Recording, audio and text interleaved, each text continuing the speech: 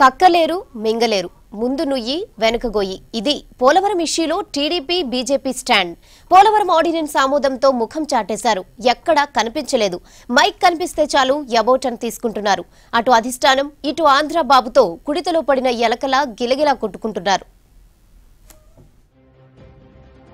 ఇటు తెలుగుదేశం అటు భారతీయ జనతా పార్టీ ఈ రెండు పార్టీల అసలు రంగు లోక్సభ సాక్షిగా బయటపడింది. తెలంగాణ కోసం ఎప్పుడో కాకినాడ తీర్మానంలోనే డిమాండ్ చేశామని గొప్పలు చెప్పుకునే బీజేపీ నిజాయితీ ఏంటో తేలిపోయింది. పోలవరం ప్రాజెక్టు కోసం ఖమ్మం జిల్లాలోని 7 మండలాల్ని ఆంధ్రాకు ఇచ్చేయటానికి బీజేపీ సై అనటం దీనికి రుజువు.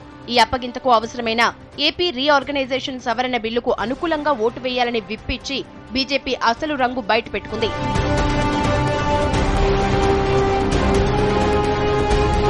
ఛత్తీస్గఢ్ లో బీజేపీ పార్టీనే అధికారంలో ఉంది. ఛత్తీస్గఢ్ ఎంపీలు పోలవరం ప్రాజెక్టును వ్యతిరేకిస్తున్నారు కూడా. అయినా సరే ఆ పార్టీ పనిగట్టుకుని విప్ ఇచ్చిందంటే కారణం ఏంటి? పార్టీ టాప్ లీడర్ వెంకయ్య నాయుడిని తృప్తిపరచడానికేనా? రాజ్యసభలో వెంకయ్య ఇచ్చిన మాట నిలబెట్టడానికేనా? ఇవి తప్ప మరో కారణం కనిపించడం లేదు. ఏకపక్షంగా బిల్లును పాస్ చేయించడానికి ఎవరు ఒత్తిడి చేశారో తెలిసిపోతూనే ఉంది. ఈ ఎపిసోడ్లో తెలంగాణ బీజేపీ ఏం చేస్తున్నట్లు? హైకమాండ్ కు వంత పాడుతుందా? తెలంగాణకు జై కొడుతుందా అన్నది చూడాల్సిందే.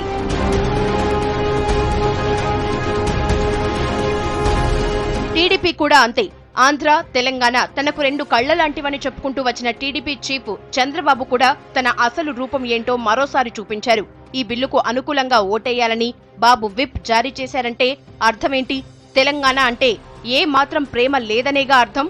తను ముఖ్యమంత్రిగా ఉన్న ఆంధ్ర ప్రయోజనాలే ముఖ్యమని బాబు చెప్పకనే చెప్పారు. తెలంగాణ గ్రామాలు మునిగిపోతే ఆయనకేంటి? గిరిజనులు గూడు లేని వాళ్లైతే ఆయనకేంటి? ఆంధ్ర బాగుపడాలంతే. ఇది నేచురల్. ఎంతైనా ఆంధ్ర సీఎం కదా.